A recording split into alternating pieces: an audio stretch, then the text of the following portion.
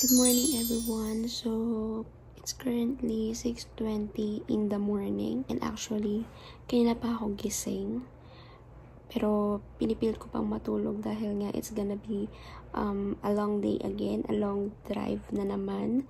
Kaya pinipilit ko matulog but cannot be. So, babangon na ako, I'll gonna take a bath and then alis na kasi para makarating din ako ng early as possible doon sa next stop ko. So, ayun guys, babangon ako. We'll see you later!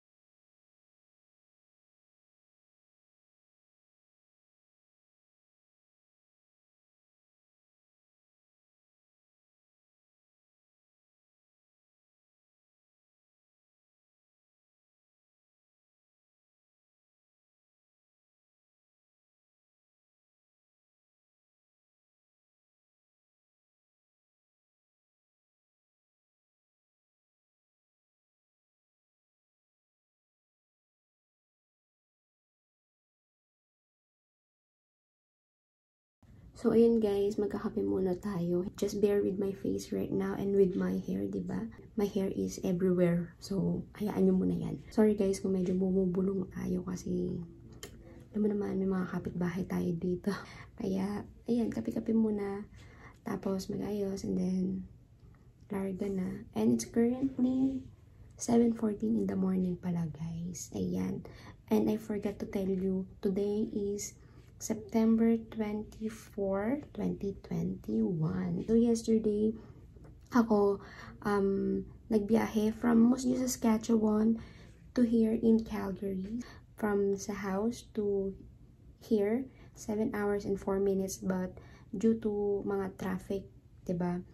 Syempre, mas longer than that. I'll be right back, guys. Magkakape muna ako.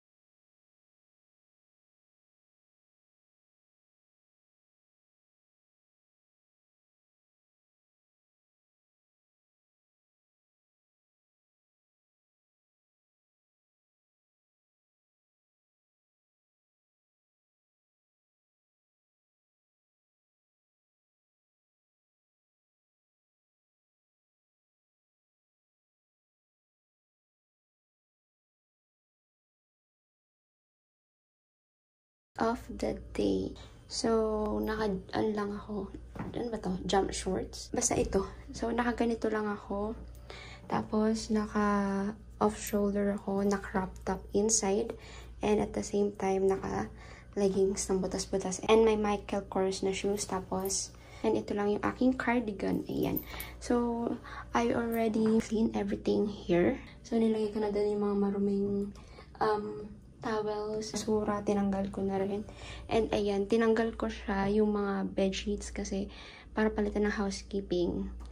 Kasi sometimes, may mga housekeeping na hindi pinapalitan yung sheets. Alam nilang malinis pa. Pinabalik nila. Yeah, I know that. Charot. Tinanggal ko na rin yung basurahan dyan. Nilagay ko siya doon. Para madali na lang linisin ng housekeeping. And then yung water ko lang. And then yung face mask ko. Nagagamitan. Ayan. So, maganda rin kasi na nililinis mo yung room bago ka umalis. Kasi may kita mo kung may nakalimutan ka ba. Yan yung mga gamit ko. And we're ready to go na.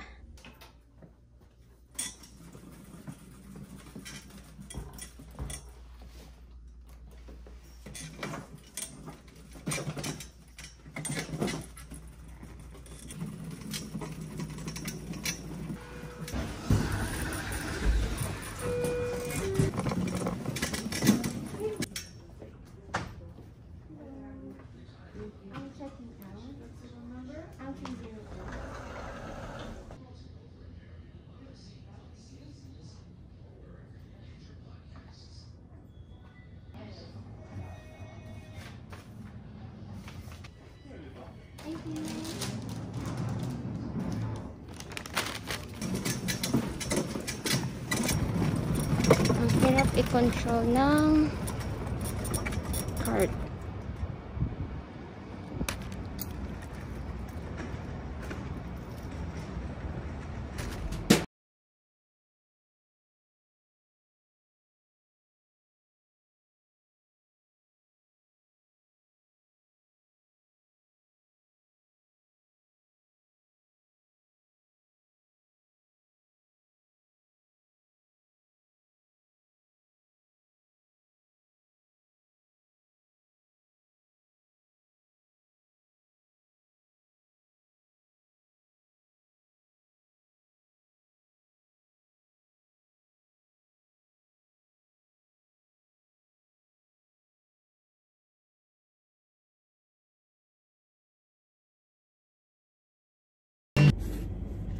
Hi guys! So, it's gonna be our second day. Ayan. So, katatapos ko lang load ng gamit ko.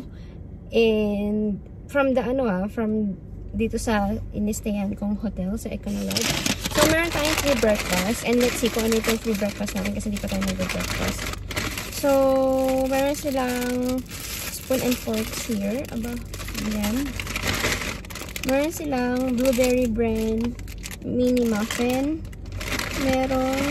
May pamansanas pa sila. Then, ano to? Wala, may itlog. Marami pa akong itlog. So, may eggs din. Ayan, may itlog. Balat may itlog.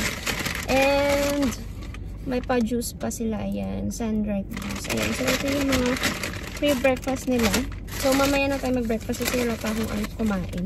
May pandesal pa naman din tayo. So, ayan. Pero hindi pa ako kumakain. Ano ko, hindi pa ako gutom. I don't know why. Ano muna tayong tubig. So, ang agenda for today, magpapagas muna ako kasi kalahati na lang yung gas natin. And then after that, we're going to Treble Stroke, British Columbia. Ayan. So, dun tayo mag-i-stay.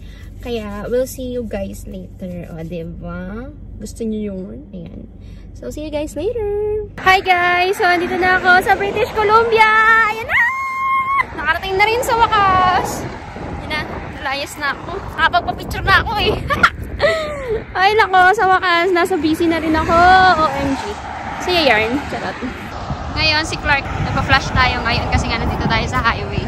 Umistop lang talaga ako kasi first time kong busy! Hi guys! Ayan! I'm here in British Columbia! O, diba? Wala niyo yun? Kinikilig ako talaga. Welcome to British Columbia! Ay. Kinikilig ako. Wala mo yun. I'm here already! Oh my God! Concentrate! Ang ganda dito! Amazing! Wala lang, bibidyo lang ako kasi nantok talaga ako.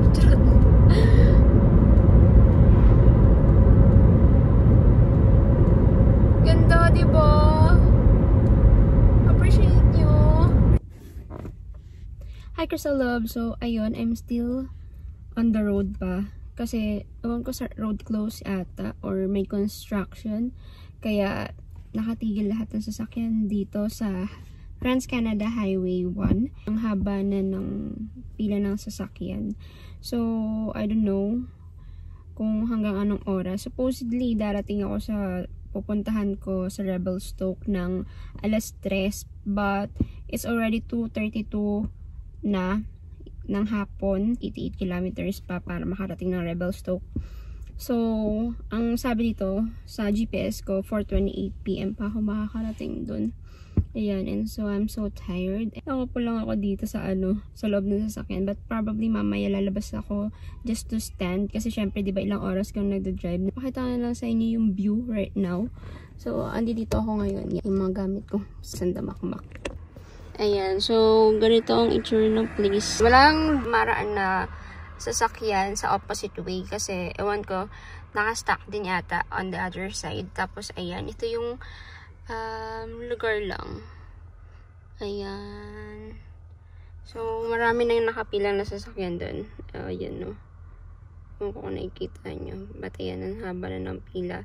And at the same time, sa harap din, mahaba na rin ang pila. Init. So, probably magbe-makeup na lang muna ako kasi laps na ako. Tingnan yung itsura ko. Basta naman tayo dyan. Ay, nako. Dahil, konti lang yung kape na ininom ko kaninang umaga. Hindi ako nakabila ng kape on the way. Papunta dito. Nagano lang ako, energy drink para kahit paano magkaroon ng energy. And hindi antokin. Yung kapatid ko, hindi nila ako makontak ngayon kasi nga walang signal sa bundok. Diba? Kaya bahala sila dyan, charot. Okay lang. Kasi ganun talaga ang life. Ang paisa-isa lang yung daan sa opposite side. After mga 5 minutes, ganun. Meron emergency. Balikan ko kayo guys, papakita ko sa inyo mamaya yung kung gaano kahaba yung pila pag lumabas ako, okay? Wait lang. Ayan guys, kung nakikita nyo ang haba ng pila, oh, diba? Ang haba ng pila. Sino kayo dyan? Ganoon pa hanggang dun sa dulo, diba? Ang layo. Oh, diba? Sino ka dyan, girl? And ayun yung place. Bundok-bundok tayo dyan. Yan. Oh, diba? You can try. She might walk away. Okay.